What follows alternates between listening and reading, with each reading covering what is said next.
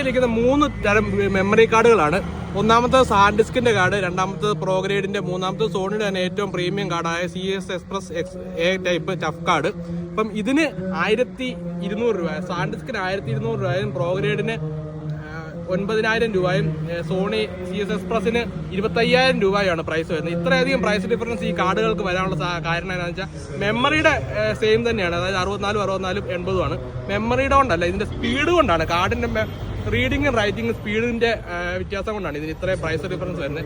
ഈ reading speed എന്താണെന്ന് വെച്ച് കഴിഞ്ഞാൽ നമ്മൾ ഫോട്ടോ ഒക്കെ എടുക്കുമ്പോൾ, ഫോട്ടോ ആണെങ്കിലും വീഡിയോ ആണെങ്കിലും ഇതിന്റെ അകത്തേക്ക് റീഡ് ആകുന്ന ആ സ്പീഡിനെയാണ് റീഡ് സ്പീഡ് എന്ന് പറയുന്നത്.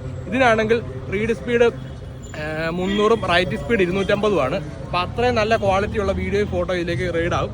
ഇത് പ്രീമിയം കാർഡാണ്. എന്നുവെച്ചാൽ ഇത് 4K വീഡിയോസ്, അതുപോലെ തന്നെ കണ്ടിന്യൂസ് ഷട്ടർ, ഇതിലും കൂടി A1 ഒക്കെ ക്യാമറയ്ക്കൊക്കെ യൂസ് ചെയ്യാനുള്ള കാർഡാണ്. ഏറ്റവും സോണി തന്നെ പ്രീമിയം കാർഡ്. പിന്നെ നമ്മൾ ഈ സാൻഡിസ്കിൻ്റെ അകത്ത് ഒരു കുഴപ്പമില്ല, ഈ 200 എന്നുള്ളത് ഇതിൻ്റെ റൈറ്റ് സ്പീഡ് അല്ല, റീഡ് സ്പീഡാണ്. പക്ഷേ പലരും ഇത് തെറ്റിദ്ധരിച്ചേക്കുന്ന ഇത് റൈറ്റ് സ്പീഡാണെന്ന് കാര്യം തെറ്റിദ്ധരിക്കുന്നുണ്ട്. ശരിക്കും പറഞ്ഞാൽ ഈ സാൻഡിസ്കിൻ്റെ കാർഡുകൾക്ക് 160 MBS മാത്രമേ ഉള്ളൂ റൈറ്റ് സ്പീഡ് ഉള്ളൂ. കഴിവതും നമ്മൾ സോണി ക്യാമറകളിലൊന്നും അല്ലെ മിക്ക ക്യാമറകളിലും പ്രീമിയം പ്രൊഫഷണൽ ക്യാമറകളിലൊന്നും ഈ കാർഡ് യൂസ് ചെയ്യാതിരിക്കും തന്നെ നല്ലത്. പലരും യൂസ് ചെയ്യുന്നുണ്ട്, അത് ക്യാമറയ്ക്ക് കംപ്ലൈൻറ്റ് ആകാൻ സാധ്യത കൂടുതലാണ്. ഫസ്റ്റായിട്ട് ഈ ടഫ് കാർഡ് തന്നെ, സോണി ക്യാമറ ഉപയോഗിക്കുന്ന ഒരു ടഫ് കാർഡ് തന്നെ മസ്റ്റായിട്ടും എടുക്കുക. ഓക്കെ.